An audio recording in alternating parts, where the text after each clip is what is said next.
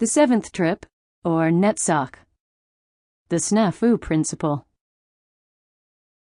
The most thoroughly and relentlessly damned, banned, excluded, condemned, forbidden, ostracized, ignored, suppressed, repressed, robbed, brutalized, and defamed of all damned things is the individual human being. The social engineers, statisticians, psychologists, sociologists, market researchers, landlords, bureaucrats, captains of industry, bankers, governors, commissars, kings, and presidents are perpetually forcing this damned thing into carefully prepared blueprints and perpetually irritated that the damned thing will not fit into the slot assigned to it. The theologians call it a sinner and try to reform it. The governor calls it a criminal and tries to punish it. The psychotherapist calls it a neurotic and tries to cure it. Still, the damned thing will not fit into their slots. Never Whistle While You're Pissing by Hagbard HMSH. The midget, whose name was Markoff Cheney, was no relative of the famous Cheneys of Hollywood, but people did keep making jokes about that. It was bad enough to be, by the standards of the gigantic and stupid majority, a freak. How much worse to be so named as to remind these big, oversized clods of the cinema's two most famous portrayers of monstro freaks. By the time the midget was 15, he had built up a detestation for ordinary mankind that dwarfed, he hated that word, the relative misanthropies of Paul of Tarsus, Clement of Alexandria, Swift of Dublin, and even Robert Putney Drake. Revenge for sure he would have. He would have revenge. It was in college, Antioch, Yellow Springs, 1962, that Markoff Cheney discovered another hidden joke in his name, and the circumstances were, considering that he was to become the worst headache the Illuminati ever encountered, appropriately synchronistic. It was in a math class, and since this was Antioch, the two students directly behind the midget were ignoring the professor and discussing their own intellectual interests. Since this was Antioch, they were a good 6 years ahead of intellectual fads elsewhere. They were discussing ethology. So we keep the same instincts as our primate ancestors. One student, he was from Chicago, his name was Moon, and he was crazy even for Antioch, was saying. But we superimpose culture and law on top of this, so we get split in two, dig? You might say... Moon's voice betrayed pride in the aphorism he was about to unleash. Mankind is a statutory ape. And? The professor, old Fred Fidgets Digits, said just at that moment. When such a related series appears in a random process, we have what is known as a Markoff chain. I hope Mr. Cheney won't be tormented by jokes about this for the rest of the term, even if the related series of his appearances in class do seem part of a notably random process. The class roared. Another ton of bile was entered in the midget's shit ledger, the list of people who were going to eat turd before he died. In fact, his cuts were numerous, both in math and in other classes. There were times when he could not bear to be with the giants, but hid in his room, Playboy gatefold open, masturbating and dreaming of millions and millions of nubile young women built like playmates. Today, however, Playboy would avail him not. He needed something raunchier.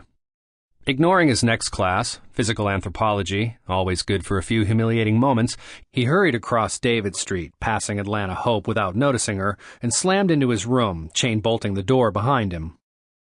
Damn old Fidget's Digits, and damn the science of mathematics itself, the line, the square, the average, the whole measurable world that pronounced him a bizarre random factor.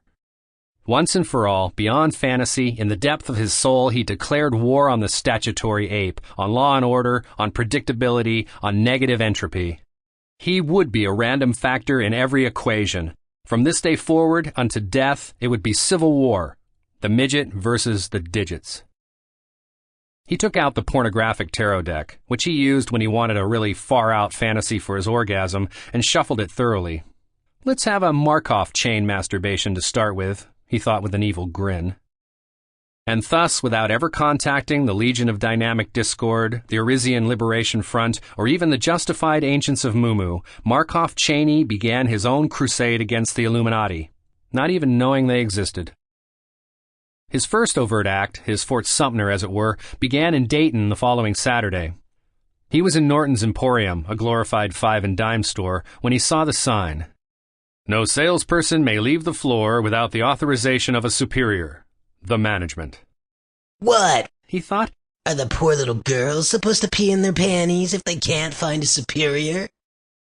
Years of school came back to him. Please, may I leave the room, sir? And rituals which had appeared nonsensical suddenly made sense in a sinister way. Mathematics, of course. They were trying to reduce us all to predictable units, robots. Not for nothing had he spent a semester in Professor Sheets Kelly's intensive course on textual analysis of modern poetry. The following Wednesday, the midget was back at Norton's and hiding in a coffee urn when the staff left and locked up. A few moments later, the sign was down and a subtly different one was in its place. No salesperson may leave the floor or go to the door without the authorization of a superior. The management. He came back several times in the next few weeks, and the sign remained. It was as he suspected. In a rigid hierarchy, nobody questions orders that seem to come from above, and those at the very top are so isolated from the actual work situation that they never see what is going on below. It was the chains of communication, not the means of production, that determined a social process. Marx had been wrong, lacking cybernetics to enlighten him. Marx was like the engineers of his time, who thought of electricity in terms of work done, before Marconi thought of it in terms of information transmitted. Nothing signed, the management, would ever be challenged. The midget could always pass himself off as the management. At the same time, he noticed that the workers were more irritable. The shoppers picked this up and became grouchier themselves. Sales, he guessed correctly, were falling off. Poetry was the answer. Poetry in reverse. His interpolated phrase, with its awkward internal rhyme and its pointlessness, bothered everybody, but in a subliminal, preconscious fashion. Let the market researchers and statisticians try to figure this one out with their computers and averages. His father had been a stockholder in Blue Sky Inc., generally regarded as the worst turkey on the big board. It produced devices to be used in making landings on low-gravity planets. Profits had soared when John Fitzgerald Kennedy had announced that the U.S. would put a man on the moon before 1970. The midget now had a guaranteed annuity amounting to $3,600 per year, $300 per month. It was enough for his purposes. Revenge in good measure he would have. He would have revenge. Living in a Spartan fashion, dining often on a tin of sardines and a pint of milk from a machine, traveling always by Greyhound bus, the midget crisscrossed the country constantly, placing his improved surrealist signs wherever the opportunity presented itself. A slowly mounting wave of anarchy followed in his wake. The Illuminati never got a fix on him. He had little ego to discover, burning all his energies into drive, like a dictator or a great painter. But unlike a dictator or a great painter, he had no desire for recognition.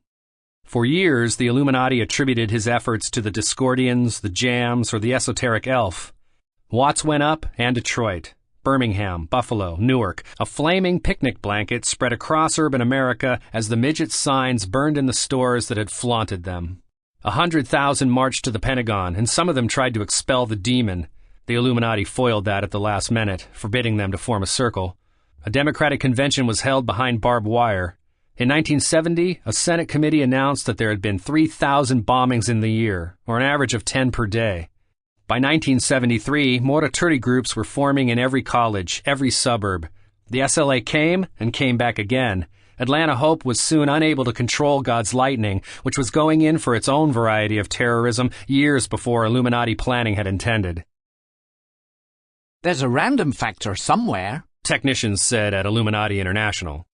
There's a random factor somewhere, Hagbard Cheney said, reading the data that came out of fuck-up. There's a random factor somewhere. The Dalai Lama, leader of Elf, said dreamily in his underground hideout beneath Dealey Plaza. Drivers on treacherous mountain roads swore in confusion at signs that said, "Slippery when wet. Maintain 50 miles per hour. Falling rock zone. Do not litter." Men paid high initiation fees to revel in the elegance of all WASP clubs, whose waiters were carefully trained to be almost as snobbish as the members, then felt vaguely let down by signs warning them, "Watch your hat and coat. Not responsible for lost property. The management." The midget became an electronic wizard in his spare time. All over the country, pedestrians stood undecided on curbs as electric signs said walk while the light was red, and then switched to don't walk when the light went green. He branched out and expanded his activities. Office workers received memos early in the morning, after he had spent a night with a Xerox machine, and puzzled over 1. All vacation requests must be submitted in triplicate to the Personnel Department at least 3 weeks before the planned vacation dates. 2. All employees who change their vacation plans must notify Personnel Department by completing Form 1472, Vacation Plan Change, and submitting it 3 weeks before the change in plans. 3.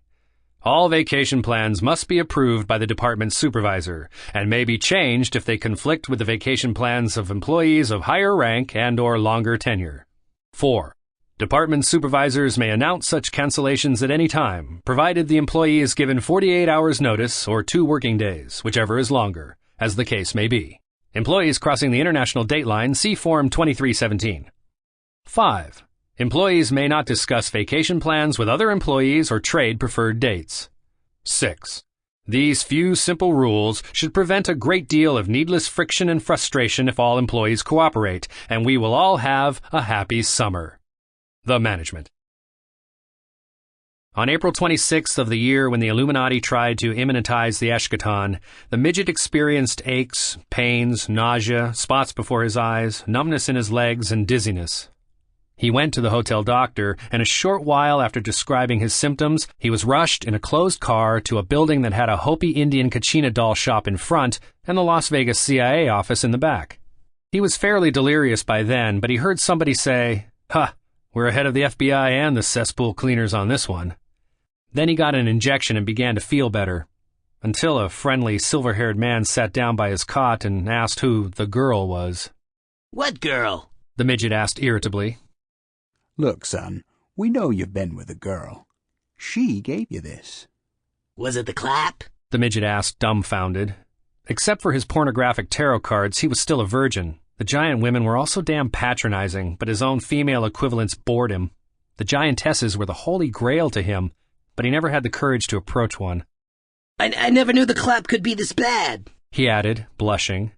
His greatest fear was that somebody would discover his virginity.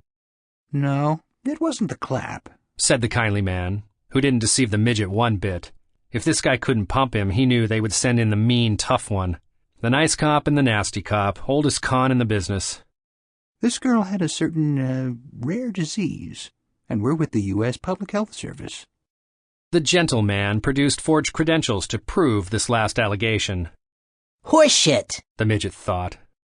Now, the sweet old codger went on. We've got to track her down and see that she gets the antidote, or a lot of people will get this disease. You understand? The midget understood. This guy was Army Intelligence or CIA, and they wanted to crack this before the FBI and get the credit. The disease was started by the government, obviously. Some fuck-up in one of their biological war laboratories, and they had to cover it up before the whole country got wise. He hesitated. None of his projects had ever been consciously intended to lead to death, just to make things a little unpredictable and spooky for the giants. The U.S. Public Health Service will be eternally grateful to you, the grandfatherly man said, eyes crinkling with sly affection. It isn't often that a little man gets a chance to do such a big job for his country. That did it.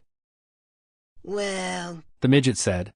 She was blonde in her mid-20s, I guess, and she told me her name was Sarah. She had a scar on her neck. I suppose somebody tried to cut her throat once. She was, let's see, about 5'5", and maybe 110, 115 pounds. And she was superb at giving head, he concluded, thinking that was a very plausible Las Vegas whore he had just created. His mind was racing rapidly. They wouldn't want people running around loose knowing about this. The antidote had been to keep him alive while they pumped him. He needed insurance. Oh, and here's a real lead for you, he said. I just remembered.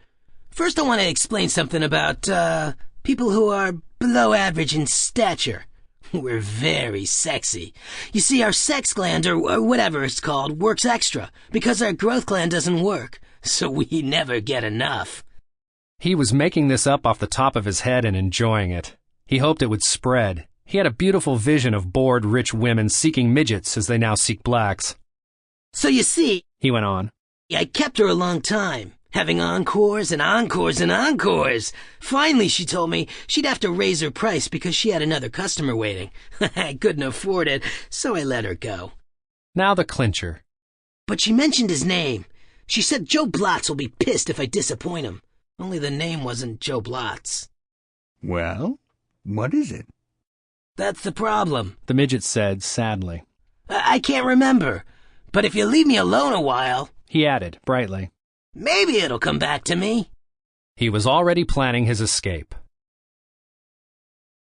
And 25 hours earlier, George Dorn, quoting Pilate, asked, What is truth?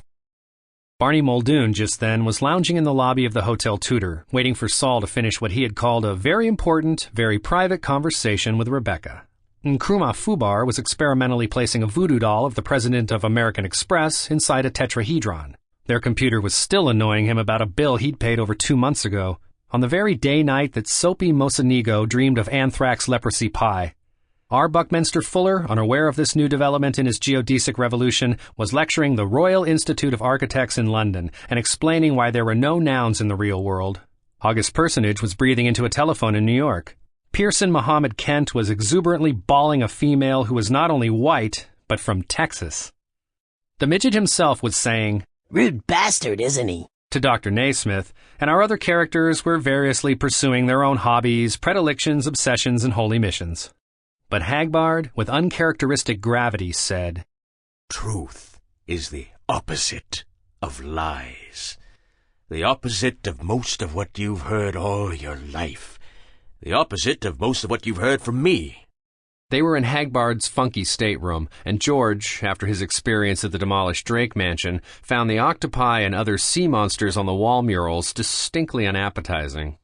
Hagbard, as usual, was wearing a turtleneck and casual slacks. This time the turtleneck was lavender, an odd faggoty item for him. George remembered suddenly that Hagbard had once told him anent homosexuality. I've tried it, of course. But added something about liking women better. Goodness, was that only 2 mornings ago? George wondered what it would be like to try it, and if he would ever have the nerve. What particular lies, He asked cautiously. are you about to confess? Hagbard lit a pipe and passed it over. Alamut Black Ash. He said croakingly, holding the smoke down. Hassan is Abba's own private formula. Does wonders when heavy metaphysics is coming at you. George inhaled and felt an immediate hit, like cocaine or some other forebrain stimulant. Christ, what's this shit got with? He gasped, as somebody somewhere seemed to turn colored lights on in the gold and nautical green room and on that out-of-sight lavender sweater. Oh, Hagbard said casually. a hint of belladonna and stramonium? That was old Hassan's secret, you know. All that crap in most books about how he had turned his followers on with hash and they'd never had it before, so they thought it was magic, is unhistorical. Hashish was known in the Mideast since the Neolithic age. Archaeologists have dug it up in tombs. Seems our ancestors buried their priests with a load of hash to help them negotiate with their gods when they got to Big Rock Candy Mountain or wherever they thought they were going. Hassan's originality was blending hashish with just the right chemical cousins to produce a new synergetic effect. What's synergetic? George asked slowly, feeling seasick for the first time aboard the Leif Erikson. Non-additive. When you put 2 and 2 together and get 5 instead of 4. Buckminster Fuller uses synergetic gimmicks all the time in his geodesic domes. That's why they're stronger than they look. Hagbard took another toke and passed the pipe again. What the hell? George thought. Sometimes increasing the dose got you past the nausea. He toked deeply. Hadn't they started out to discuss truth, though? George giggled. Just as I suspected. Instead of using your goddamn prajna or whatever it is to spy on the Illuminati, you're just another dirty old man. You use it to play Peeping Tom in other people's heads. Heads? Hagbard protested, laughing. I never scanned the heads. Who the hell wants to watch people eliminating their waists? I thought you were going to be Socrates. George howled, between lunatic peals of tin giggles. And I was prepared to be Plato, or at least Glaucon, or one of the Biter characters. But you're as stoned as I am. You can't tell me anything important. All you can do is make bad puns. The pun? Hagbard replied with dignity, ruined somewhat by an unexpected chortle. He's mightier than the sword, as James Joyce once said. Don't get pedantic.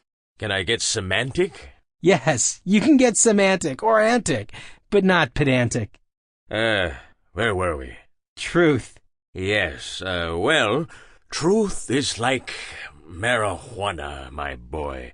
A drug on the market. Whew, I'm getting a hard-on. You too? That's the way the bawling bounces. At least with Alamut Black. Nausea, then microamnesia, then the laughing jag, then sex. Be patient. The clear light comes next. Then we can discuss truth, as if we haven't been discussing it all along. You're a hell of a guru, Hagbard. Sometimes you sound even dumber than me. If the elder Malaclips were here, he'd tell you a few things about some other gurus and geniuses. Do you think Jesus never whacked off? Shakespeare never got on a crying jag at the Mermaid Tavern. Buddha never picked his nose. Gandhi never had the crabs. I've still got a hard-on. Can't we postpone the philosophy while I go look for Stella? I mean Mavis? That's truth. What is truth? Up in the cortex. It makes a difference to you whether it's Stella or Mavis. Down in the glands. No difference. My grandmother would do as well. That's not truth. That's just cheap half-assed Freudian cynicism. Oh, yes. You saw the mandala with Mavis. And you were inside my head somehow. Dirty voyeur. Know thyself. This will never take its place beside the Platonic dialogues. Not in a million years. We're both stoned out of our gourds. I love you, George. I guess I love you, too. You're so damned overwhelming. Everybody loves you. Are we gonna fuck? Mavis had said, Wipe the cum off your trousers. fantasizing Sophia Loren while he masturbated, or fantasizing that he masturbated while actually... No, you don't need it. You're starting to remember what really happened in Mad Dog Jail. Oh, no. Coin's enormous, snaky cock. The pain. The pleasure. I'm afraid so. Damn it. Now I'll never know. Did you put that in my head, or did it really happen? Did I fantasize the interruption then, or did I fantasize the rape just now? Know thyself. Did you say that twice, or did I just hear it twice? What do you think? I don't know. I don't know right now. I just don't know. Is this some devious homosexual seduction? Maybe. Maybe it's a murder plot. Maybe I'm leading up to cutting your throat. I wouldn't mind. I've always had a big self-destructive urge. Like all cowards. Cowardice is a defense against suicide. Hagbard laughed. I never knew a young man who had so much pussy and risked death so often. And there you sit, still worrying about being whatever it was they called you when you first started letting your hair grow long in your early teens. Sissy. That was the word in good old Nutley, New Jersey. It meant both faggot and coward. So I never cut my hair since then, to prove they couldn't intimidate me. Yeah, I'm tracking a black guy now, a musician who's bawling a white lady, a fair flower from Texas, partly because she really turns him on, but partly because she could have a brother who might come after him with a gun. He's proving they can't intimidate him. That's the truth? We spend all our time proving we can't be intimidated, but all the time we are intimidated on another level? The colors were coming back strong again. It was that kind of trip. Every time you thought you were the pilot, it would go off in an unexpected direction to remind you that you were just a passenger. That's part of the truth, George. Another part is that every time you think you're intimidated, you're really rebelling on some other level. What idiots the Illuminati really are, George. I once collected statistics on industrial accidents in a sample city, Birmingham, England, actually. Fed all the relevant facts into fuck-up and got just what I expected. Sabotage. Unconscious sabotage. Every case was a blind insurrection. Every man and woman is in rebellion, but only a few have the guts to admit it. The others jam the system by accident, ha ha ha, by stupidity, ha ha ha, again. Let me tell you about the Indians, George. What Indians? Did you ever wonder why nothing works right? Why the whole world seems completely fucked up all the time? Yeah, doesn't everybody? I suppose so. Pardon me, I've got to get more stoned. In a little while, I go into fuck-up and we put our heads together. Literally, I attach electrodes to my temples and I'll try to track down the problem in Las Vegas. I don't spend all my time on random voyeurism. Hagbard pronounced with dignity. He refilled the pipe, asking pettishly, Where was I? The Indians in Birmingham. How did they get there? There weren't any fucking Indians in Birmingham. You're getting me confused. Hagbard toked deeply. You're getting yourself confused. You're bombed out of your skull. Look who's talking. Hagbard toked again. The Indians weren't in Birmingham.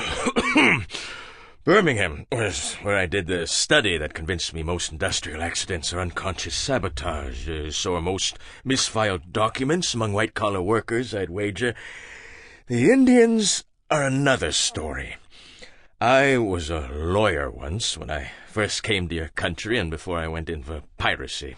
I usually don't admit that, George. I usually tell people I played the piano in a whorehouse or something else not quite so disreputable as the truth. If you want to know why nothing makes sense in government forms, remember, there are 200,000 lawyers working for the bureaucracy these days. The Indians were a band of Shoshones. I was defending them against the great land thief, or as it pretentiously titles itself, the government in Washington.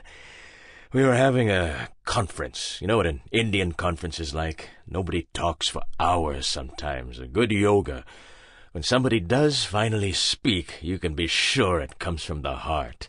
That old movie stereotype, white man speak with forked tongue, has a lot of truth in it. The more you talk, the more your imagination colors things. I'm one of the most long-winded people alive and one of the worst liars. Hagbard toked again, and finally held the pipe out inquiringly. George shook his head. But the story I wanted to tell was about an archaeologist. He was hunting for relics of the Devonian culture, the Indians who lived in North America just before the ecological catastrophe of 10,000 B.C. He found what he thought was a burial mound and asked to dig into it. Grok this, George. The Indians looked at him. They looked at me. They looked at each other.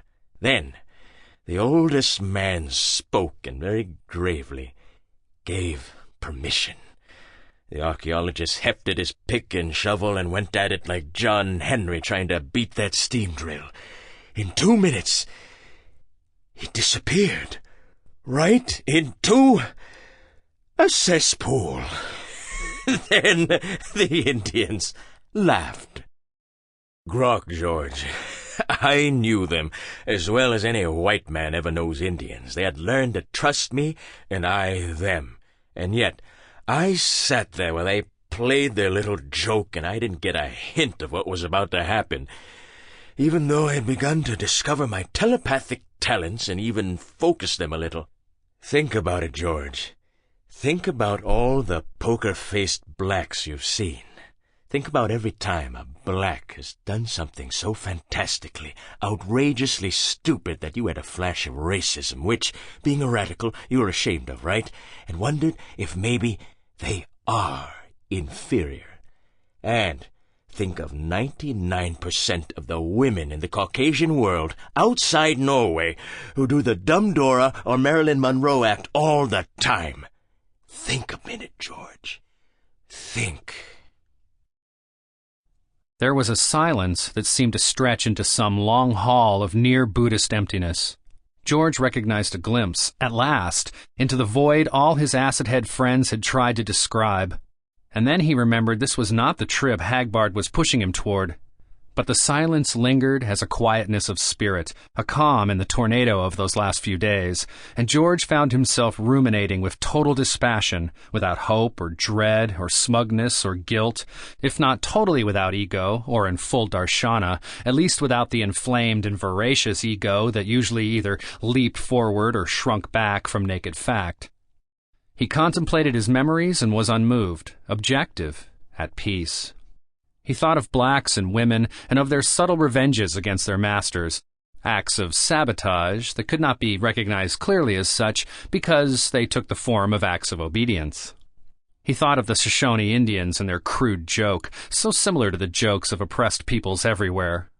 He saw suddenly the meaning of Mardi Gras, and the Feast of Fools, and the Saturnalia, and the Christmas office party, and all the other limited, permissible, structured occasions on which Freud's return of the repressed was allowed. He remembered all the times he had gotten his own back against a professor, a high school principal, a bureaucrat, or, further back, his own parents, by waiting for the occasion when, by doing exactly what he was told, he could produce some form of minor catastrophe. He saw a world of robots marching rigidly in the paths laid down for them from above, and each robot partly alive, partly human, waiting its chance to drop its own monkey wrench into the machinery.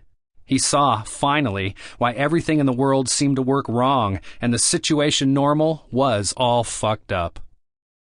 Hagbard, he said slowly. Genesis is exactly backwards. Our trouble started from obedience, not disobedience, and humanity is not yet created. Hagbard, more hawk-faced than ever, said carefully, You are approaching truth. Walk cautiously now, George. Truth is not, as Shakespeare would have it, a dog that can be whipped out to kennel. Truth is a tiger. Walk cautiously, George. He turned in his chair, slid open a drawer in his Danish modern quasi-Martian desk, and took out a revolver. George watched, as cool and alone as a man atop Everest, as Hagbard opened the chamber and showed 6 bullets inside. Then, with a snap, the gun was closed and placed on the desk blotter. Hagbard did not glance at it again. He watched George. George watched the pistol. It was the scene with Carlo all over again, but Hagbard's challenge was unspoken, gnomic. His level glance did not even admit that a contest had begun. The gun glittered maliciously. It whispered of all the violence and stealth in the world, treacheries undreamed of by Medici or Machiavelli, traps set for victims who were innocent and blameless. It seemed to fill the room with an aura of its presence, and yes, it even had the more subtle menace of a knife, weapon of the sneak, or of a whip in the hands of a man whose smile is too sensual, too intimate, too knowing. Into the middle of George's tranquility it had come, inescapable and unexpected as a rattlesnake in the path on the afternoon of the sweetest spring day in the world's most manicured and artificial garden. George heard the adrenaline begin to course in his bloodstream, saw the activation syndrome moisten his palms, accelerate his heart, loosen his sphincter a micrometer.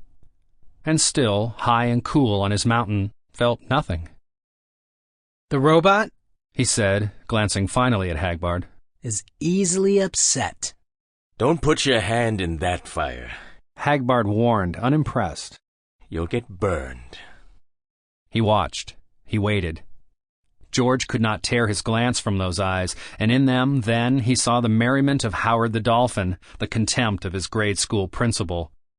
A high IQ, Dorn, does not justify arrogance and insubordination. The despairing love of his mother, who could never understand him, the emptiness of Nemo, his tomcat of childhood days, the threat of Billy Holtz, the school bully, and the total otherness of an insect or a serpent. More, he saw the child Hagbard, proud, like himself, of intellectual superiority, and frightened, like himself, of the malice of stupider but brawnier boys. And the very old Hagbard, years hence, wrinkled as a reptile, but still showing an endless searching intelligence. The ice melted, the mountain with a roar of protest and defiance crumbled, and George was borne down, down in the river, racing towards the rapids where the gorilla howled and the mouse trotted quickly, where the Sauron head raised above the Triassic foliage, where the sea slept and the spirals of DNA curled backward toward the flash that was this radiance now, this raging eternally against the quite impossible dying of the light, this storm and this centering. Hagbard? He said at last. I know. I can see it. Just don't fall back into that other thing. It's the error of the Illuminati. George smiled weakly, still not quite back into the world of words. Eat, and you shall be as gods, he said. I call it the no-ego trip.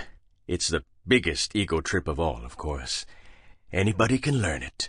A child of 2 months, a dog, a cat. But when an adult rediscovers it after the habit of obedience and submission has crushed it out of him for years or decades, what happens can be a total disaster. That's why the Zen Roshis say, one who achieves supreme illumination is like an arrow flying straight to hell. Keep in mind what I said about caution, George. You can release at any moment. It's great up there, and you need a mantra to keep you away from it until you learn how to use it. Here's your mantra. If you knew the peril you are in, you'd brutally burn it into your backside with a branding iron to make sure you'd never forget it. I am the robot. Repeat it. I am the robot. Hagbard made a face, like a baboon, and George laughed again at last. When you get time, Hagbard said, look into my little book. Never whistle while you're pissing. There are copies all over the ship. That's my ego trip. And keep it in mind. You are the robot, and you'll never be anything else. Of course, you're also the programmer and even the meta-programmer, but that's another lesson for another day. For now, just remember the mammal. The robot. I know, George said. I've read T.S. Eliot, and now I understand him. Humility is endless. And humanity is created. The other is not human. George said then, So I've arrived, and it's just another starting place. The beginning of another trip. A harder trip. That's another meaning in Heraclitus. The end is the beginning. Hagbard rose and shook himself like a dog. Wow, he said. I better get to work with Fuck Up. You can stay here or you can go to your own room, but I suggest that you don't rush off and talk about your experience to somebody else. You can talk it to death that way. George remained in Hagbard's room and reflected on what had happened. He had no urge to scribble in his diary, the usual defense against silence and aloneness since his early teens. Instead, he savored the stillness of the room and of his inner core. He remembered St. Francis of Assisi called his body brother ass, and Timothy Leary used to say when exhausted, the robot needs sleep. Those had been their mantras, their defenses against the experience of the mountaintop and the terrible arrogance it triggered. He remembered, too, the old classic underground press ad, "Keep me high and I'll ball you forever." He felt sorry for the woman who had written that pitiful modern version of the maddened St. Simon on his pillar in the desert. And Hagbard was right. Any dog or cat could do it, could make the jump to the mountaintop and wait without passion until the robot, brother ass, survived the ordeal or perished in it. That was what primitive rites of initiation were all about. Driving the youth through sheer terror to the point of letting go, the mountaintop point, and then bringing him back down again. George suddenly understood how his generation, in rediscovering the sacred drugs, had failed to rediscover their proper use. Had failed, or had been prevented. The Illuminati, it was clear, didn't want any competition in the godmanship business. You could talk it to death in your own head as well as in conversation, he realized, but he went back over it again, trying to dissect it without mutilating it. The homosexuality bit had been a false front, with its own reality, of course, like all false fronts. Behind that was the conditioned terror against the robot, The fear symbolized in Frankenstein and dozens of other archetypes that if it were let loose, unrestrained, the robot would run amok, murder, rape, go mad. And then Hagbard had waited until the Almout Black brought him to freedom, showed him the peak, the place where the cortex at last could idle, as a car motor or a dog or cat idles, the last refuge where the catatonic hides. When George was safely in that harbor, Hagbard produced the gun. In a more primitive or more sophisticated society, it would have been the emblem of a powerful demon. And George saw that he could indeed idle there and not blindly follow the panic signals from the robot's adrenaline factory. And because he was a human and not a dog, the experience had been ecstasy to him, and temptation. So Hagbard, with a few words and a glance from those eyes, pushed him off the peak into... what? Reconciliation was the word. Reconciliation with the robot, with himself. The peak was not a victory, it was the war, the eternal war against the robot, carried to a higher and more dangerous level. The end of the war was his surrender, the only possible end to that war, since the robot was 3 billion years old and couldn't be killed. There were two great errors in the world, he perceived. The error of the submissive hordes, who fought all their lives to control the robot and please their masters, and who always sabotaged every effort without knowing it, and were, in turn, sabotaged by the robot's revenge, neuroses, psychoses, and all the tiresome list of psychosomatic ailments. And the error of those who recaptured the animal art of letting the robot run itself, and who then tried to maintain this split from their own flesh indefinitely, until they were lost forever in that eternally widening chasm. One sought to batter the robot to submission, the other to slowly starve it. Both were wrong. And yet, on another plane of his still zonked mind, George knew that even this was a half-truth, that he was, indeed, just beginning his journey, not arriving at his destination. He rose and walked to the bookshelves and, as he expected, found a stack of Hagbard's little pamphlets on the bottom. Never Whistle While You're Pissing, by Hagbard Cheney, HM-SH. He wondered what the HM and SH stood for, then flipped open to the first page, where he found only the large question, Who is the one more trustworthy than all the Buddhas and sages? George laughed out loud. The robot, of course. Me, George Dorn. All 3 billion years worth of evolution in every gene and chromosome of me. And that, of course, was what the Illuminati, and all the petty would-be Illuminati who made up power structures everywhere, never wanted a man or woman to realize. George turned to the second page and began reading. If you whistle while you're pissing, you have 2 minds where one is quite sufficient. If you have 2 minds, you are at war with yourself. If you're at war with yourself, it's easy for an external force to defeat you.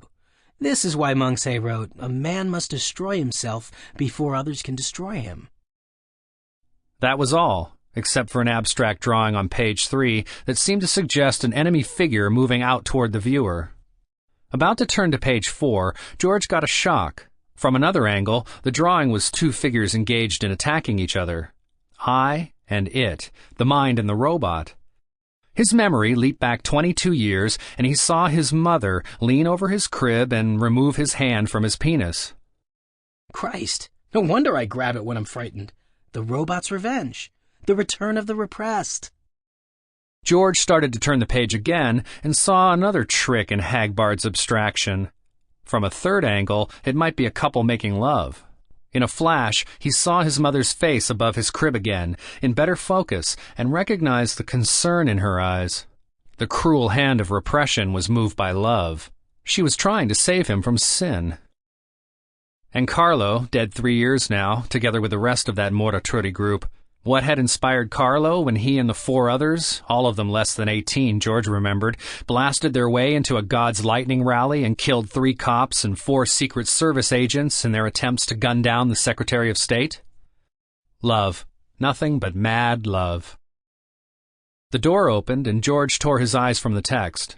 Mavis, back again in her sweater and slacks outfit, walked in. For a proclaimed right-wing anarchist, she sure dresses a lot like a new leftist, George thought. But then Hagbard wrote like a cross between Reichian leftist and an egomaniacal Zen master. There was obviously more to the Discordian philosophy than he could grasp yet, even though he was now convinced it was the system he himself had been groping toward for many years. She said. I like that smell. Alamount Black? Yeah, George said, having trouble meeting her eyes. Hagbard's been illuminating me. I can tell. Is that why you suddenly feel uncomfortable with me? George met her eyes, then looked away again. There was tenderness there, but it was, as he had suspected, sisterly at best. He muttered, It's just that I realize our sex... Why couldn't he say fucking, or at least bawling? ...was less important to you than to me. Mavis took Hagbard's chair and smiled at him affectionately. You're lying, George. You mean it was more important to me than to you? She began to refill the pipe. Christ God, George thought. Did Hagbard send her in here to take me to the next stage, whatever it is? Well, I guess I mean both, he said cautiously.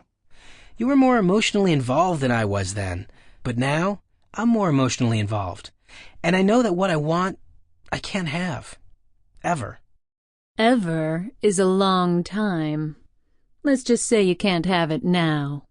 Humility is endless, George repeated. Don't start feeling sorry for yourself.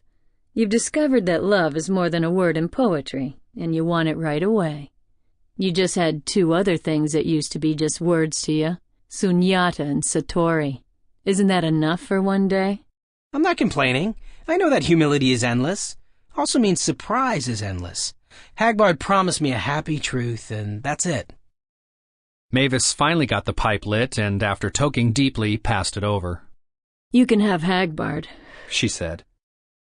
George, sipping very lightly since he was still fairly high, mumbled, Hagbard will love you as well as bawl you. Of course it's not the same. He loves everybody. I'm not at that stage yet. I can only love my equals. She grinned wickedly. Of course I can still get horny about you. But now that you know there's more than that, you want the whole package deal, right? So try Hagbard. George laughed, feeling suddenly lighthearted. Okay, I will. Bullshit, Mavis said bluntly. You're putting us both on. You've liberated some of the energies, and right away, like everybody else at this stage, you want to prove that there are no blocks anywhere anymore. That laugh was not convincing, George. If you have a block, face it.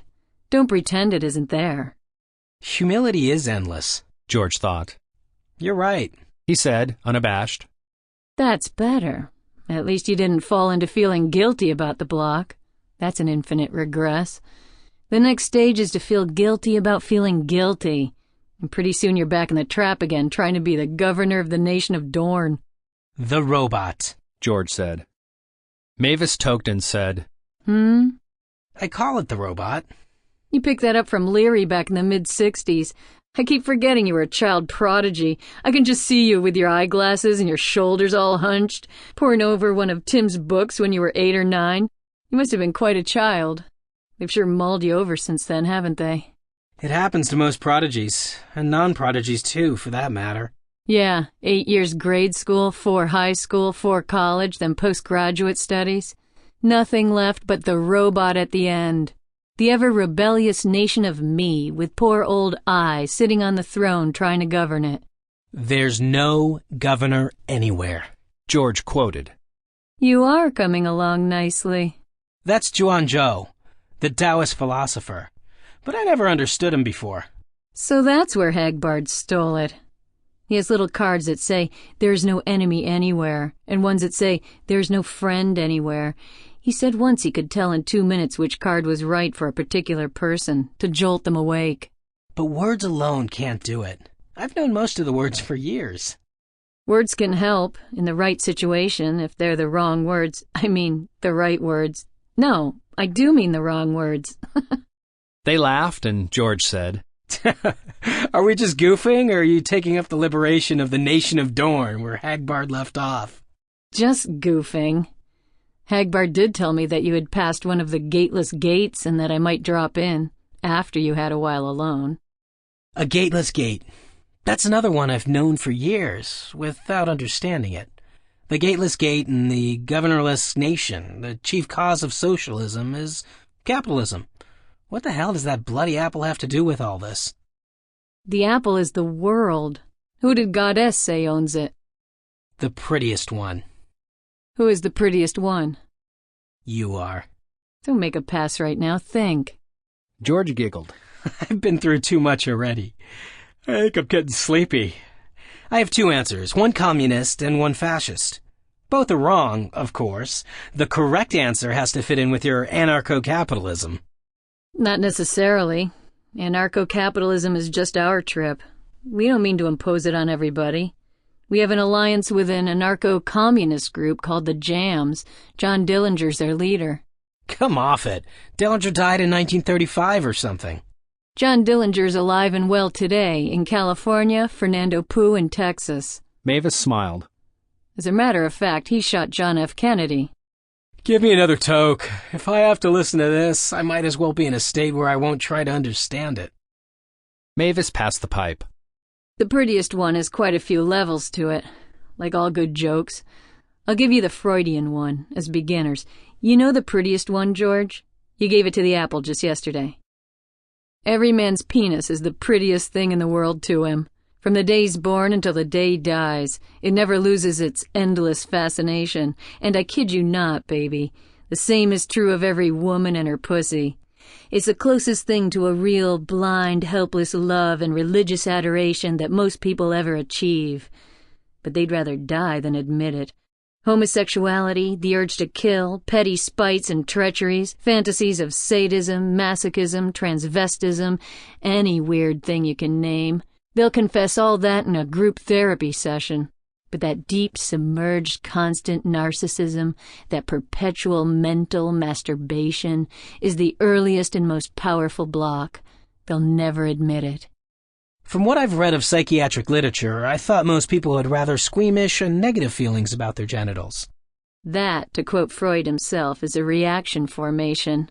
The primordial emotional tone, from the day the infant discovers the incredible pleasure centers there, is perpetual astonishment, awe, and delight, no matter how much society tries to crush it and repress it. For instance, everybody has some pet name for their genitals. What's yours? Polyphemus, he confessed. What? Because it has one eye, you know? Also, Polyphemus rhymes with penis, I guess. I mean, I can't remember exactly what my mental process was when I invented that in my early teens. Polyphemus was a giant, too. Almost a god. You see what I mean about the primary emotional tone? It's the origin of all religion. Adoration of your own genitals and of your lover's genitals. There's Pan, Pangenitor, and the Great Mother. So, George said owlishly, still not sure whether this was profundity or nonsense. The Earth belongs to our genitalia? To their offspring and their offspring's offspring and so on forever. The world is a verb, not a noun. The prettiest one is 3 billion years old. You've got it, baby. We're all tenants here, including the ones who think they're owners. Property is impossible. Okay, I think I've got most of it. Property is theft because the Illuminati land titles are arbitrary and unjust, and so are their banking charters and railroad franchises and all of the other monopoly games of capitalism. Of state capitalism, not of true laissez-faire. Wait, property is impossible because the world is a verb. A burning house, as Buddha said. All things are fire. My old pal Heraclitus. So property is theft and property is impossible. How do we get to property is liberty? Without private property, there can be no private decisions. So we're back where we started from. No, we're one flight higher up on the spiral staircase. Look at it that way. Dialectically, as your Marxist friends say. But we are back at private property, after proving it's an impossible fiction. The statist form of private property is an impossible fiction, just like the statist form of communal property is an impossible fiction. Think outside the state framework, George. Think of property and freedom. George shook his head. It beats the hell out of my ass. All I can see is people ripping each other off. The war of all against all, as what's-his-name said. Hobbes. Hobbes, snobs, jobs, whoever, whatever. Isn't he right? Stop the motor on this submarine. What? Force me to love you. Wait, I don't. Turn the sky green or red instead of blue. I still don't get it. Mavis took a pen off the desk and held it between 2 fingers. What happens when I let go of this? It falls.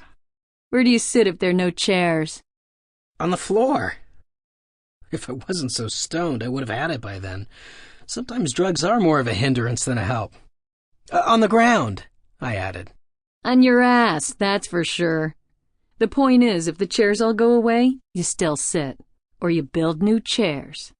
She was stoned too. Otherwise she'd be explaining it better, I realized. But you can't stop the motor without learning something about marine engineering first. You don't know what switch to pull or switches, and you can't change the sky, and the pen will fall without a gravity-governing demon rushing into the room to make it fall. Shit and pink petunias, I said disgustedly. Is this some form of Thomism? Are you trying to sell me the natural law argument? I can't buy that at all. Okay, George. Here's the next jolt. Keep your asshole tight. She spoke to the wall, to a hidden microphone, I guessed. Send him in now. The robot is easily upset. My sphincter was already tightening as soon as she warned me there was a jolt coming, and she didn't really need to add that bit about my asshole. Carlo and his gun, Hagbard and his gun, Drake's mansion. I took a deep breath and waited to see what the robot would do. A panel in the wall opened, and Harry Coyne was pushed into the room. I had time to think that I should have guessed. In this game where both sides were playing with illusion constantly, Coyne's death could have been faked. Artificial intestines dangling and all. And of course Mavis and her raiders could have taken him out of Mad Dog jail, even before they took me out, of course. And I remembered the pain when he slapped my face, and when his cock entered me, and the robot was already moving. I hardly had time to aim, of course, and then his head was banging against the wall, blood spurting from his nose, and I had time to clip him again, on the jaw as he went down, of course. And then I came all the way back and stopped myself as I was about to kick him in the face, as he lay there unconscious. Zen in the art of face punching. I had knocked a man out with 2 blows. I, who hated Hemingway and machismo so much that I'd never taken a boxing lesson in my life. I was breathing hard, but it was good and clean. The feeling of after an orgasm. The adrenaline was flowing, but a fight reflex instead of a flight reflex had been triggered. And now it over. And I was calm. A glint in the air. Hagbard's pistol was in Mavis's hand, then flying toward me. As I caught it, she said, Finish the bastard. But the rage had ended when I held back the kick on seeing him already unconscious. No, I said. It is finished. Not until you kill him. You're no good to us until you're ready to kill, George. I ignored her and rapped on the wall. Haul the bastard out, I said clearly. The panel opened, and 2 Slavic-looking seamen, grinning, grabbed Coyne's arms and dragged him out. The panel closed again, quietly. I don't kill on command, I said, turning back to Mavis. I'm not a German Shepherd or a draftee. My case with him is settled. And if you want him dead, do the dirty work yourself. But Mavis was smiling placidly. Is that a natural law? She asked. And 23 hours later, Tobias Knight listened to the voice in his earphones. That's the problem. I can't remember. But if you leave me alone a while, maybe it'll come back to me. Smoothing his mustache nervously, Knight set the button for automatic record, removed the earphones, and buzzed Esperando Despin's office. Despin, the intercom said. The CIA has one. A man who was with the girl after Mocenigo. Send somebody down for the tape. It's got to be a pretty good description of the girl. We'll go, Despin said tersely. Anything else? He thinks he might remember the name of her next customer. She mentioned it to him. We might get that, too. Let's hope so, Despin said and clicked off. He sat back in his chair and addressed the 3 agents in his office. The guy we've got, what's his name? Naismith, is probably the next customer. We'll check the 2 descriptions of the girl against each other and get a much more accurate picture than the CIA has, since they're working from only 1 description. But 15 minutes later, he was staring in puzzlement at the chart which had been chalked on the blackboard. Descriptions of suspect. Height. First witness, 5 foot 2 inches. Second witness, 5 foot 5 inches. Weight. First witness, 90 to 100 pounds. Second witness, 110 to 115 pounds. Hair. First witness, black. Second witness, blonde. Race. First witness, Negro. Second witness, Caucasian. Name or alias. First witness, Bonnie. Second witness, Sarah. Scars, etc. First witness, none. Second witness, scar on throat. Age. First witness, late teens. Second witness, mid-20s. Sex. First witness, female. Second witness, female. A tall, bearish agent named Roy Ubu said thoughtfully, I've never seen 2 eyewitness descriptions match exactly. But this... A small, waspish agent named Buzz Vespa snapped, One of them is lying for some reason. But which one?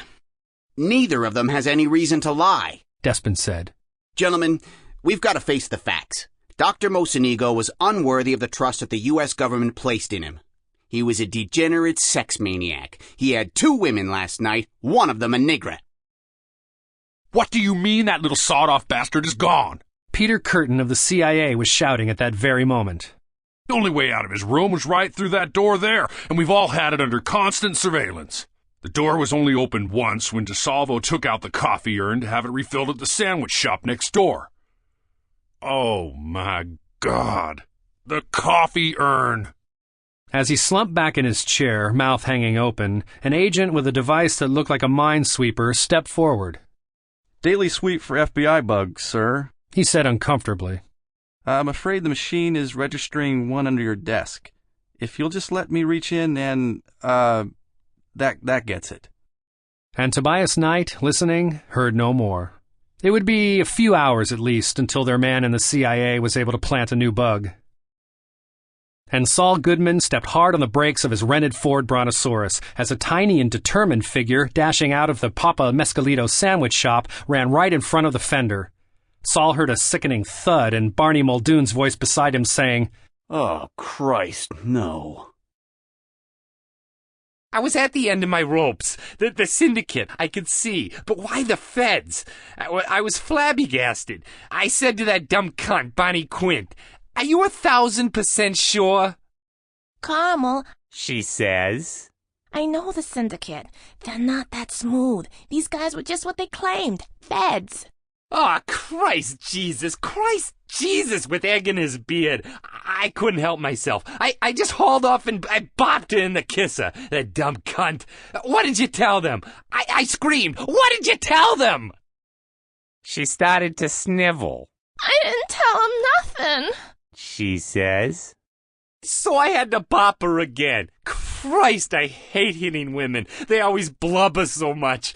I'll use the belt, I howled. So help me God, I'll use the belt. Don't tell me you didn't tell them nothing. Everybody tells them something. Even a clam would sing like Sinatra when they're finished with him.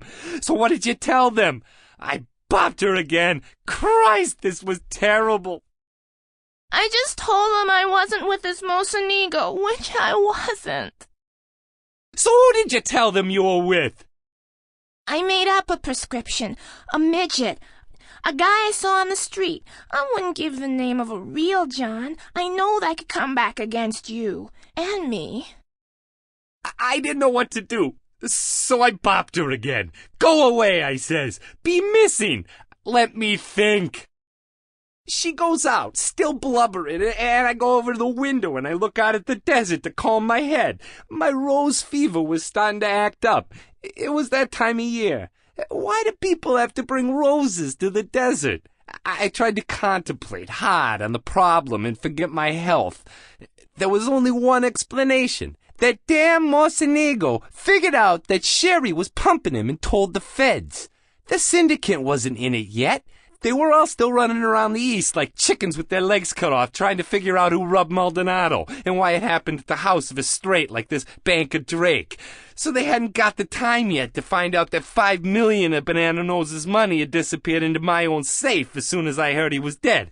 The feds weren't in on that at all, and the connection was circumsubstantial. And then it hit me so hard that I almost fell over. Besides my own girls who wouldn't talk, there were 12 or 2 cab drivers and bartenders and whatnots who knew that Sherry worked for me. The feds would get it out of somebody sooner or later, and probably sooner. It was like a light bulb going on over my head in a comic strip. Treason, aiding and abetting the enemy. I remember from when I was a kid those 2 Jewish scientists who the feds got for that. The hot squat. They fried 'em. Christ Jesus, I thought I'd vomit. Why does the fucking government have to be that way about somebody just trying to make a buck? Even the syndicate would only shoot you or give you a lead enema, but the cocksucking government has to go and put you in an electrical chair. Christ Jesus, I was hot as a chimney. I took a candy out of my pocket and I started chewing it, trying to think of what to do.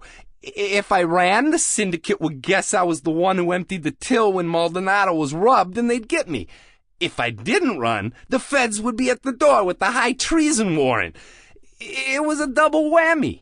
I might try to hijack a plane to Panama, but I didn't know nearly enough about Mocenigo's bugs to make a deal with the commie government down there. They'd just send me right back. It was hopeless, like trying to fill a 3-card inside straight. The only thing to do was find a hole and bury myself. And then it was just like a light bulb in my head again, and I thought, Lehman Cave. What does the computer say now? The president asked the attorney general. What does the computer say now? The attorney general barked into the open phone before him. If the girl had 2 contacts before she died, at this moment the possible carrier's number, 428,000. The phone paused.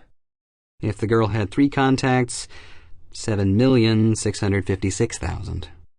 Get the special agent in charge. The president snapped.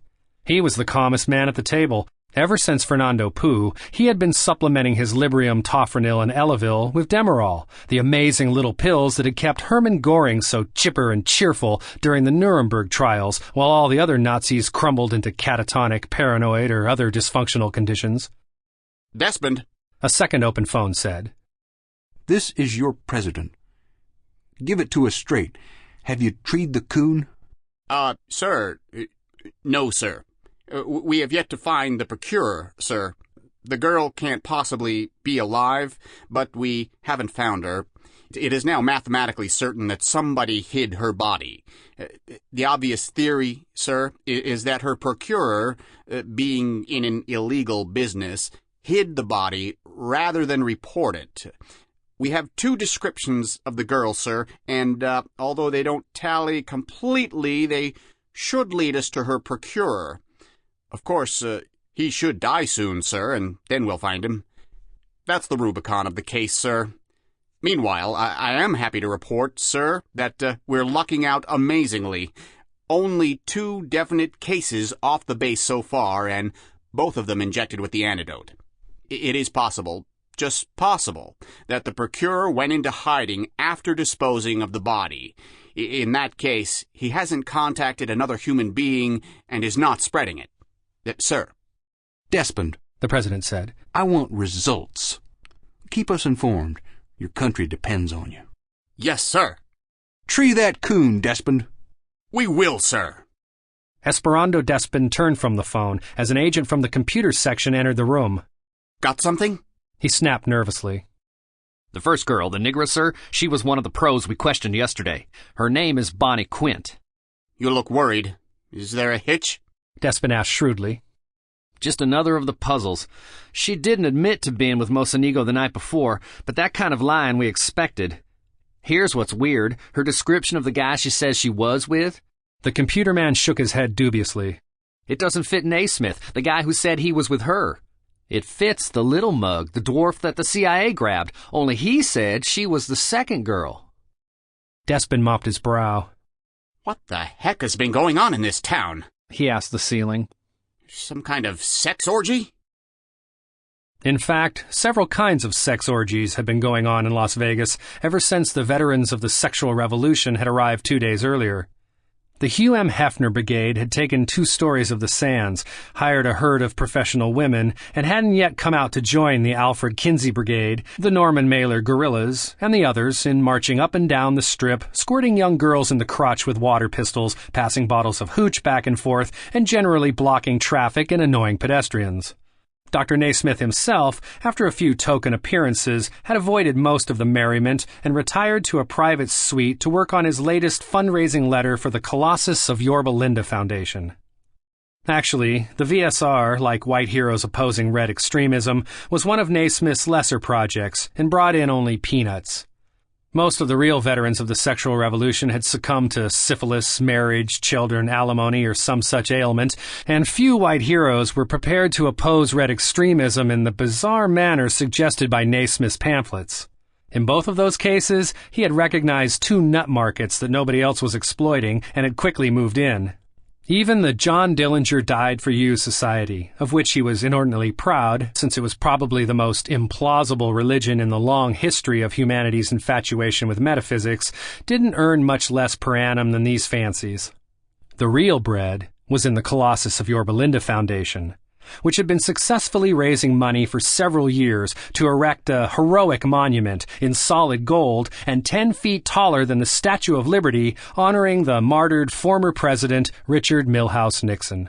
This monument, paid for entirely by the 20 million Americans who still loved and revered Nixon, despite the damnable lies of the Congress, the Justice Department, the press, the TV, the law courts, et al., would stand outside Yorba Linda, Tricky Dickie's boyhood home, and scowl menacingly toward Asia, warning those gooks not to try to get the jump on Uncle Sammy. Beside the gigantic idol's right foot, Checkers looked adoringly upward. Beneath the left foot was a crushed allegorical figure representing Cesar Chavez. The great man held a bunch of lettuce in his right hand and a tape recording in the left. It was all most tasteful, and so appealed to fundamentalist Americans that hundreds of thousands of dollars had already been collected by the Colossus Fund, and Naismith planned to hop to Nepal with the loot at the first sign that contributors or postal inspectors were beginning to wonder when the statue would actually start rising on the plot he had purchased, amid much publicity, after the first few thousand arrived. Naismith was a small, slight man, and, like many Texans, affected a cowboy hat, although he had never herded cattle, and a bandito mustache, although his thefts were all based on fraud rather than force. He was also, for his nation at this time in history, an uncommonly honest man, and, unlike most corporations of the epoch, none of his enterprises had poisoned or mutilated the customers whose money he took. His one vice was cynicism based on lack of imagination. He reckoned most of his countrymen as total mental basket cases, and fondly believed that he was exploiting their folly when he told them that a vast Illuminati conspiracy controlled the money supply and interest rates, or that a bandit of the 1930s was, in a sense, a redeemer of the atrophying human spirit. That there was an element of truth in these bizarre notions never crossed his mind. In short, even though born in Texas, Naismith was as alienated from the pulse, the poetry, and the profundity of American emotion as a New York intellectual. But his cynicism served him well when, after reporting certain strange symptoms to the hotel doctor, he found himself rushed to a supposed U.S. Public Health Service station, which was manned by individuals he quickly recognized as laws. This is an old Texas word, probably an abbreviation of lawman. Texans don't know much about abbreviating, and is as charged with suspicion and wariness, although not quite so much rage, as the New Left's word pig. Bonnie Parker had used it, eloquently, in her last ballad. Someday they'll go down together, they'll bury them side by side. For some it means grief, for the law's a relief, but it's the death for Bonnie and Clyde. That about summed it up.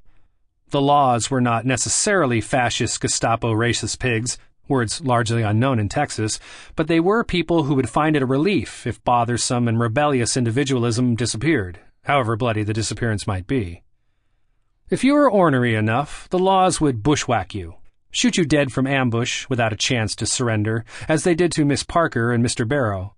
But even if you were merely a mildly larcenous hoaxer like Dr. Naismith, they would be much cheered to put you someplace where you couldn't throw any more entropy into the functioning of the machine they served. And so, recognizing laws, Dr. Naismith narrowed his eyes, thought deeply, and when they began their questioning, lied as only an unregenerate old-school Texas confidence man can lie. You got it from somebody who had body contact with you. So either you were in a very crowded elevator or you got it from a prostitute. Which was it? Naismith thought of the collision on the sidewalk with the midget and the weasel-faced character with the big suitcase, but he also thought that the questioner leaned heavily on the second possibility. They were looking for a woman, and if you tell the laws what they want to hear, they don't keep coming back and asking more personal questions.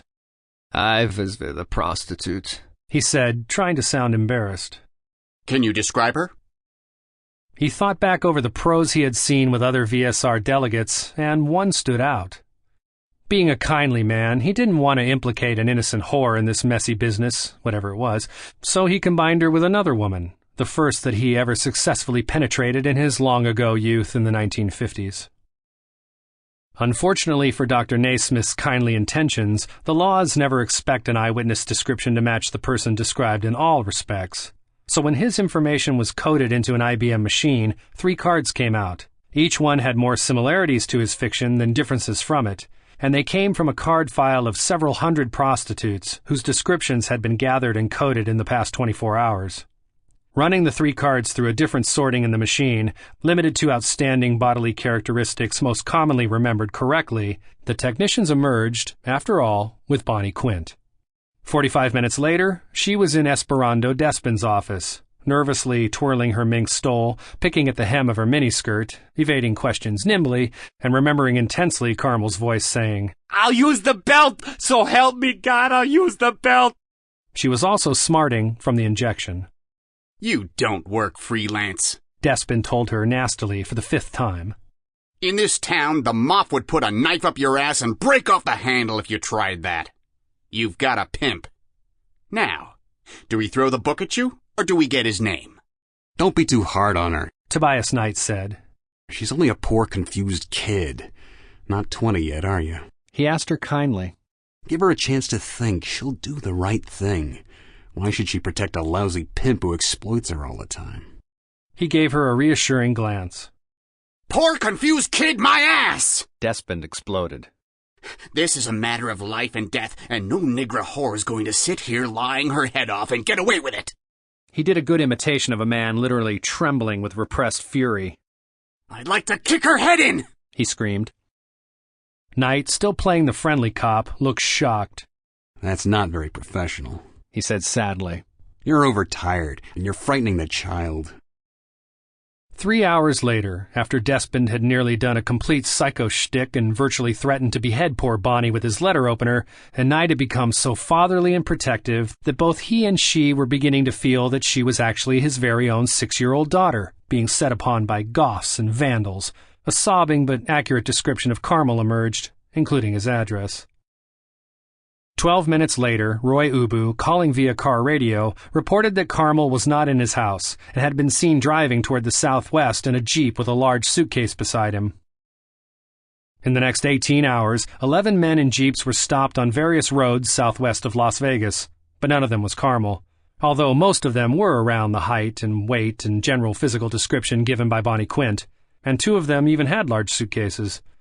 In the 24 hours after that, nearly 1,000 men of all sizes and shapes were stopped on roads, north, south, east, and west, in cars not remotely like jeeps and some driving toward, not away from Las Vegas. None of them was Carmel either.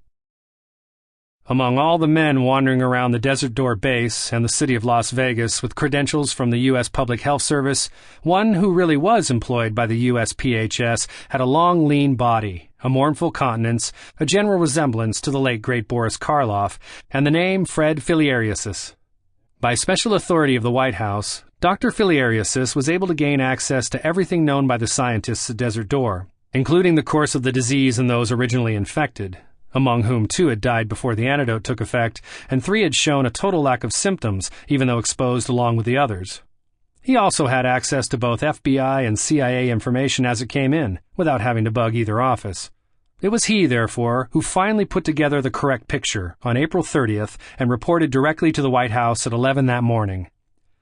Some people are naturally immune to anthrax leprosy pie, Mr. President, Filiariasis said. Unfortunately, they serve as carriers. We found 3 like that at the base, and it is mathematically, scientifically certain that a 4th is still at large. Everybody was lying to the FBI and CIA, sir. They were all afraid of punishment for various activities forbidden by our laws. No variation or permutation on their stories will hang together reasonably. Each witness lied about something, and usually about several things. The truth is other than it appeared. In short, the government, being an agency of punishment, acted as a distorting factor from the beginning, and I had to use information theory equations to determine the degree of distortion present. I would say that what I finally discovered may have universal application. No governing body can ever obtain an accurate account of reality from those over whom it holds power. From the perspective of communication analysis, government is not an instrument of law and order, but of law and disorder. I'm sorry to have to say this so bluntly, but it needs to be kept in mind when similar situations arise in the future. He sounds like an effing anarchist, the vice president muttered. The true picture with a 97% probability is this. Filiarius continued. Dr. Mocenigo had only 1 contact and she died. The FBI hypothesis is correct. Her body was then hidden, probably in the desert, by an associate wishing to avoid involvement with law enforcement agencies. If prostitution were legal, we might never have had this nightmare. I told you he was an effing anarchist, the vice president growled. And a sex maniac, too. The associate who hid the body, Philarius went on, is our 4th carrier, personally immune but lethal to others. It was this person who infected Mr. Cheney and Dr. Naismith. This person was probably not a prostitute. These men lied, among other reasons, because they knew what the government agents wanted them to say. When power is wielded over people, they say as well as do what they think is expected of them. Another reason government always finds it difficult to learn the truth about anything. The only hypothesis that mathematical logic will accept, when all the known data was fed into a computer, is that the 4th carrier is the procurer who disappeared, Mr. Carmel. Experiencing no symptoms himself, he is unaware that he carries the world's most dangerous disease. For reasons of his own which we cannot guess, he has been hiding since he disposed of the woman's body. Probably he feared that the corpse might be found and a case of manslaughter or homicide could be made against him. Or he might have a motive completely unrelated to her death. Only twice has he contacted other human beings. I would suggest that his contact with Miss Quint was typical of their professional relationship. He either hit her or had sexual relations with her. His contact with Dr. Naismith and Mr. Cheney was some sort of accident. Perhaps the crowded elevator that has been suggested by Mr. Despond. Otherwise, he had been, as it were, underground. This is why we only found 3 cases instead of the thousands or millions we feared. However, the problem still remains. Carmel is immune, will never know he has the disease unless he is told it, and will eventually surface somewhere. When he does, we will learn of it through the outbreak of anthrax leprosy pie cases in the vicinity. At that point, the whole nightmare begins again, sir. Our best hope, and the computer backs me on this, is public disclosure. The panic we tried to avoid will have to be faced. Every medium of communication in the nation must be given the full facts, and Carmel's description must be circulated everywhere. This is our last chance. The man is a walking biological doomsday machine, and he must be found. Psychologists and social psychologists have fed all the relevant facts about this case and about previous panics and plagues into the computer also. The conclusion, with 93% certainty, is that the panic will be nationwide and martial law will have to be declared everywhere.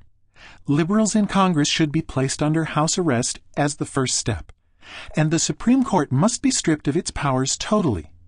The Army and the National Guard will have to be sent into every city with authority to override any policies of local officials. Democracy, in short, must cease until the emergency is ended. He's not an anarchist, the Secretary of the Interior said. He's a goddamn fascist. He's a realist. said the president, clear-minded, crisp, quick on the uptake, and stoned clear around the corner of schizophrenia by his usual 3 tranquilizers, a stronger dose of amphetamines than usual, and loads of those little happy Demerol tablets. We start implementing his suggestions right now.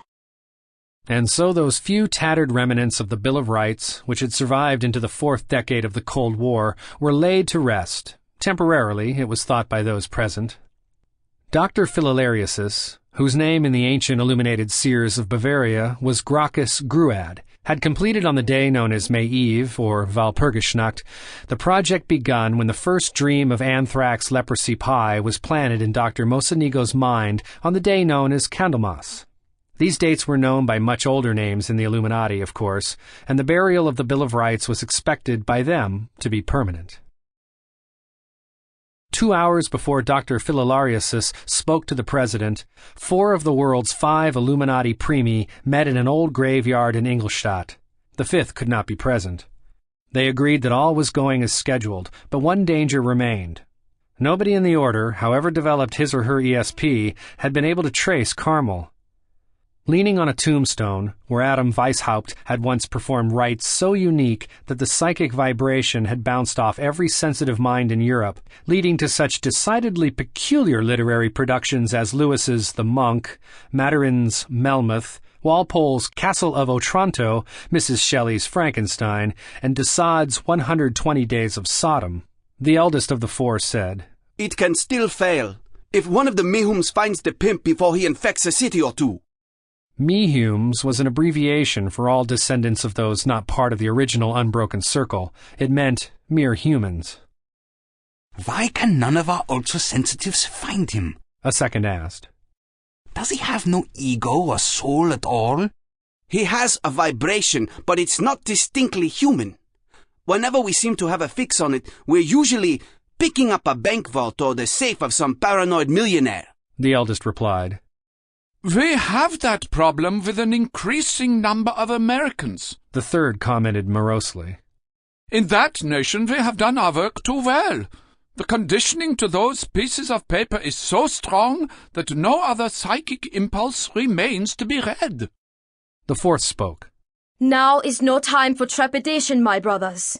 The plan is virtually realized, and this man's lack of ordinary Mehum qualities will prove an advantage when we do fix on him.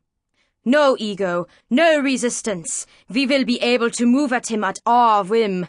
The stars are right. He who is not to be named is impatient, and now we must be intrepid. She spoke with fervor. The others nodded. Heute die Welt! Morgens das Sonnensystem! The eldest cried out fiercely. Heute die Welt! All repeated. Morgens das Sonnensystem!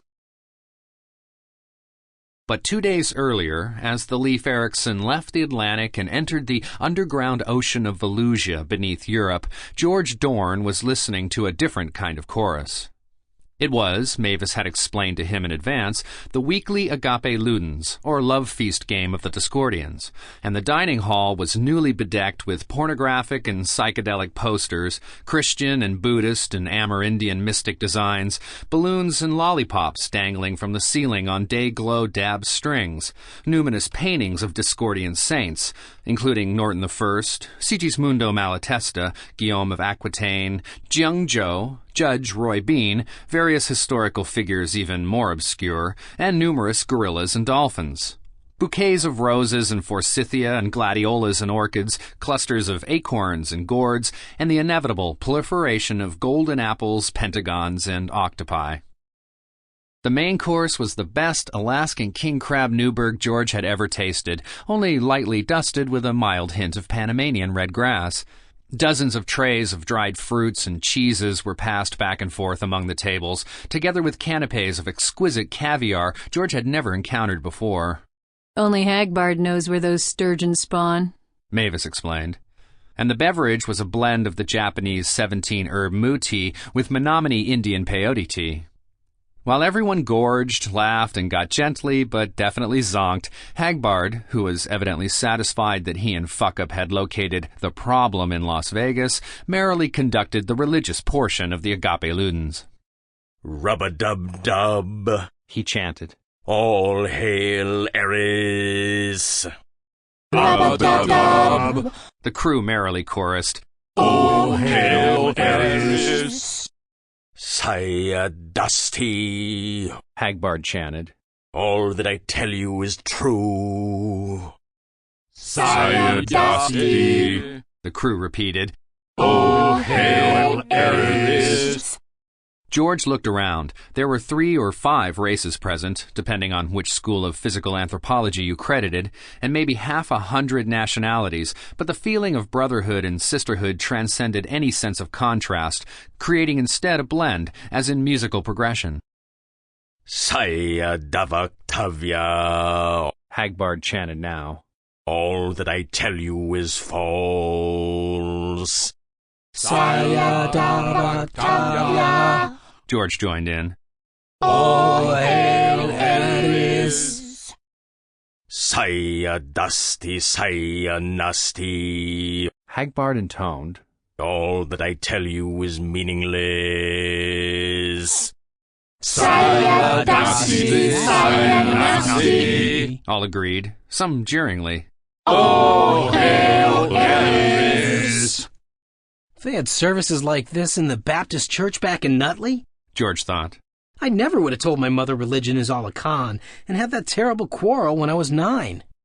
Sayadasti, Sayanasti, Sayadavaktavyaska. Hagbard sang out. All that I tell you is true and false and meaningless. Sayadasti, Sayanasti, Sayadavaktavyaska. The masked voices replied. All hail Eris! Rub-a-dub, dub. Hagbard repeated quietly. Does anyone have a new incantation? All hail Crab Newberg! A Russian-accented voice shouted. That was an immediate hit. All hail Crab Newberg! Everyone howled. All hail these bloody fucking beautiful roses! An Oxfordian voice contributed. All hail these bloody fucking beautiful roses! All agreed. Miss Mao arose. The Pope is the chief cause of Protestantism, she recited softly. That was another roaring success. Everybody chorused, and one Harlem voice added, Right on. Capitalism is the chief cause of socialism. Miss Mao chanted, more confident. That went over well, too, and then she tried, The state is the chief cause of anarchism, which was another smashing success. Prisons are built with the stones of law, brothels with the bricks of religion. Miss Mao went on. Prisons are built with the stones of law, brothels with the bricks of religion. The hall boomed. I stole that last one from William Blake, Miss Mao said quietly and sat down. Any others? Hagbard asked. There was none, so he went on after a moment. Very well, then, I will preach my weekly sermon. Balls! Cried a Texas voice. Bullshit! Added a Brazilian female. Hagbard frowned. That wasn't much of a demonstration, he commented sadly. Are the rest of you so passive that you're just going to sit here on your dead asses and let me bore the piss out of you? The Texan, the Brazilian lady, and a few others got up. We are going to have an orgy, the Brazilian said briefly, and they left. Well, sink me. I'm glad there's some life left on this old tub. Hagbard grinned. As for the rest of you, who can tell me without uttering a word the fallacy of the Illuminati? A young girl, she was no more than 15, George guessed, and the youngest member of the crew, he had heard she was a runaway from a fabulously rich Italian family in Rome, slowly raised her hand and clenched her fist. Hagbard turned on her furiously. How many times must I tell you people, no faking? You got that out of some cheap book on Zen that neither the author nor you understood a damned word of. I hate to be dictatorial, but phony mysticism is the one thing Discordianism can't survive. You're on shit work in the kitchen for a week, you wise-ass brat. The girl remained immobile, in the same position, fist raised, and only slowly did George read the slight smile that curled her mouth. Then he started to smile himself. Hagbard lowered his eyes for a second and gave a Sicilian shrug. Oi ci siete, in piccioletta barca, he said softly and bowed. I'm still in charge of nautical and technical matters, he announced. But Miss Portinari now succeeds me as Episcopos of the Leif Erikson Cabal. Anyone with lingering spiritual or psychological problems, take them to her. He lunged across the room, hugged the girl, laughed with her happily for a moment, and placed his golden apple ring on her finger. Now I don't have to meditate every day, he shouted joyously. And I'll have more time for some thinking. In the next 2 days, as the Leif Eriksons slowly crossed the Sea of Valusia and approached the Danube, George discovered that Hagbard had, indeed, put all his mystical trappings behind him. He spoke only of technical matters concerning the submarine, or other mundane subjects, and was sublimely unconcerned with the role-playing, role-changing, and other mind-blowing tactics that had previously made up his persona. What emerged, the new Hagbard, or the old Hagbard of days before his adoption of guruhood, was a tough, pragmatic, middle-aged engineer, with wide intelligence and interests, an overwhelming kindness and generosity, and many small symptoms of nervousness, anxiety, and overwork. But mostly he seemed happy, and George realized that the euphoria derived from his having dropped an enormous burden. Miss Portinari, meanwhile, had lost the self-effacing quality that made her so eminently forgettable before, and from the moment Hagbard passed her the ring, she was as remote and gnomic as an Etruscan sibyl. George, in fact, found that he was a little afraid of her, an annoying sensation, since he thought he had transcended fear when he found the robot was, left to itself, neither cowardly nor homicidal. George tried to discuss his feelings with Hagbard once, when they happened to be seated together at dinner on April 28th. I don't know where my head is at anymore, he said tentatively. Well, in the immortal words of Marx, put your hat on your neck, then. Hagbard grinned. No, seriously, George murmured as Hagbard hacked at a steak. I don't feel really awakened or enlightened or whatever. I feel like Kay in the castle. I've seen it once, but I don't know how to get back there. Why do you want to get back? Hagbard asked. I'm damn glad to be out of it all. It's harder work than coal mining. He munched placidly, obviously bored by the direction of the conversation. That's not true, George protested. Part of you is still there and always will be. You've just given up being a guide for others. I'm trying to give up, Hagbard said pointedly. Some people seem to be trying to re-enlist me. Sorry. I'm not a German shepherd or a draftee.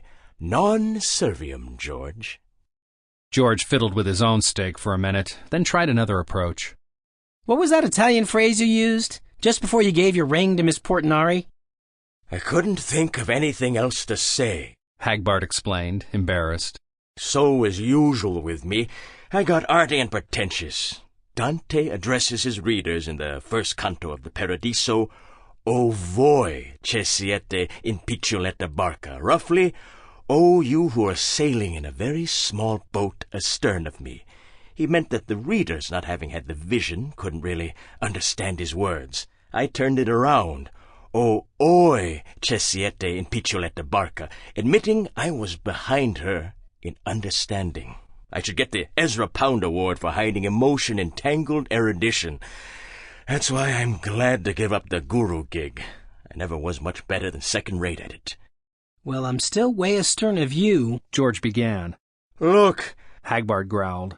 I'm a tired engineer at the end of a long day. Can't we talk about something less taxing to my depleted brain? What do you think of the economic system I outline in the second part of Never Whistle While You're Pissing?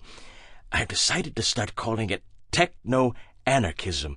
Do you think that's more clear at first sight than anarcho-capitalism? And George found himself frustrated, engaged in a long discussion of non-interest-bearing currencies, land stewardship replacing land ownership, the inability of monopoly capitalism to adjust to abundance, and other matters which would have interested him a week ago, but now were very unimportant compared to the question which Zen masters phrased as getting the goose out of the bottle without breaking the glass. Or specifically, getting George Dorn out of George Dorn without destroying George Dorn. That night, Mavis came again to his bed, and George said again, "No, not until you love me the way I love you." "You're turning into a stiff-necked prig," Mavis said. "Don't try to walk before you can crawl." "Listen," George cried. "Suppose our society crippled every infant's legs systematically, instead of our minds. The ones who tried to get up and walk would be called neurotics, right?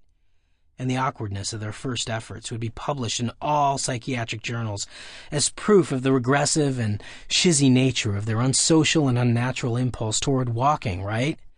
And those of you who know the secret would be superior and aloof and tell us to wait, be patient. You'll let us in on it in your own good time, right? Crap. I'm going to do it on my own." "I'm not holding anything back," Mavis said gently.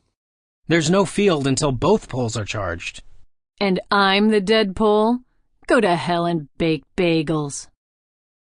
After Mavis left, Stella arrived, wearing cute Chinese pajamas. "Horny?" she asked bluntly. Christ almighty, yes! In 90 seconds they were naked, and he was nibbling at her ear while his hand rubbed her pubic mat. But a saboteur was at work at his brain. "I love you," he thought, and it was not untrue because he loved all women now, knowing partially what sex was really all about, but he couldn't bring himself to say it because it was not totally true either, since he loved Mavis more, much more.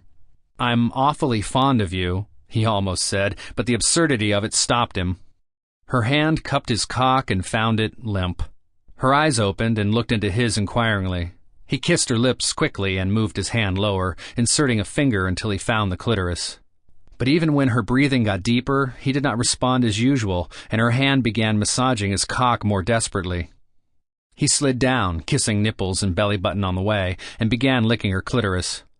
As soon as she came, he cupped her buttocks, lifted her pelvis, got his tongue into her vagina, and forced another quick orgasm, immediately lowering her slightly again and beginning a very gentle and slow return in spiral fashion back to the clitoris. But still he was flaccid. "Stop," Stella breathed. "Let me do you, baby." George moved upward on the bed and hugged her. "I love you," he said, and suddenly it did not sound like a lie.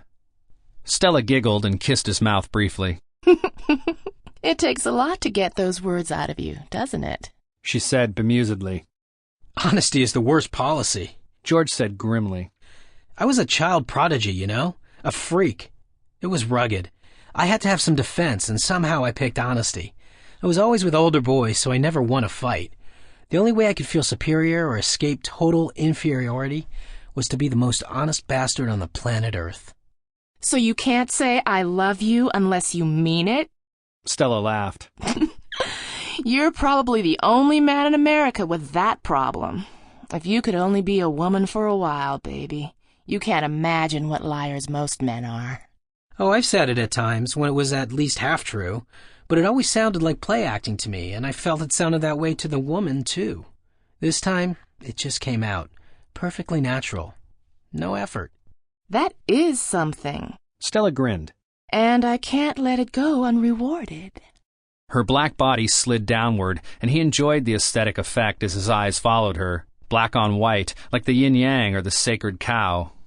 What was the psychoses of the white race that made this beauty seem ugly to most of them? Then her lips closed over his penis, and he found that the words had loosened the knot. He was erect in a second. He closed his eyes to savor the sensation, then opened them to look down at her afro hairdo, her serious dark face, his cock slipping back and forth between her lips. "I love you," he repeated with even more conviction. "Oh, Christ. Oh, Eris, oh, baby, baby, I love you." He closed his eyes again and let the robot move his pelvis in response to her. "Ooh, stop," he said. "Stop." drawing her upward and turning her over. Together, he said, mounting her. Together. As her eyes closed when he entered her, and then opened again for a moment, meeting his in total tenderness.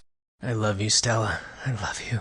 And he knew it was so far along that the weight wouldn't bother her, collapsing, using his arms to hug her, not supporting himself, belly to belly and breast to breast, her arms hugging him also, and her voice saying, I love you too, oh, I love you.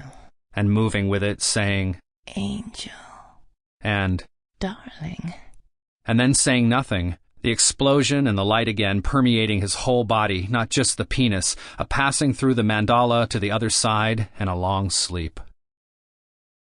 The next morning, he and Stella fucked some more, wildly and joyously. They said, I love you, so many times that it became a new mantra to him. And they were still whispering at breakfast. The problem of Mavis, and the problem of reaching total enlightenment, had both vanished from his mind. Enjoying bacon and eggs that seemed tastier than he had ever eaten before, exchanging pointless and very private jokes with Stella, George Dorn was at peace. But 9 hours earlier, at that same time, the Kachinas gathered in the center of the oldest city in North America, Orabi, and began a dance which an excited visiting anthropologist had never seen before. As he questioned various old men and old women among the people of peace, which is what Hopi means, he found that the dance was dedicated to She-Woman Forever Not Change.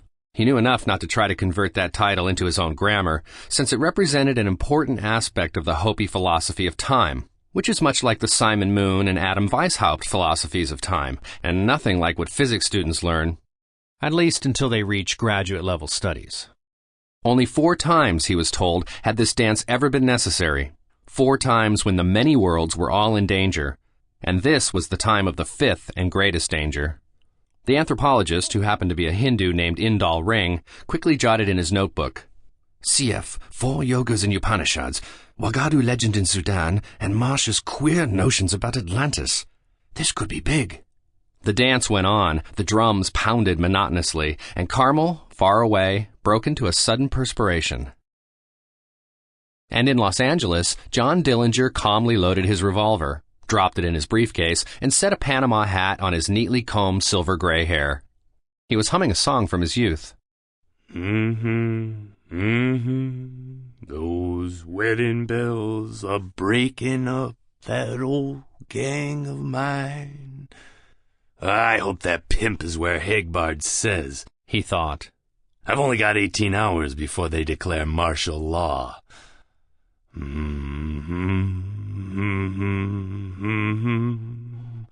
Goodbye forever, he hummed on. Old fellows and pals.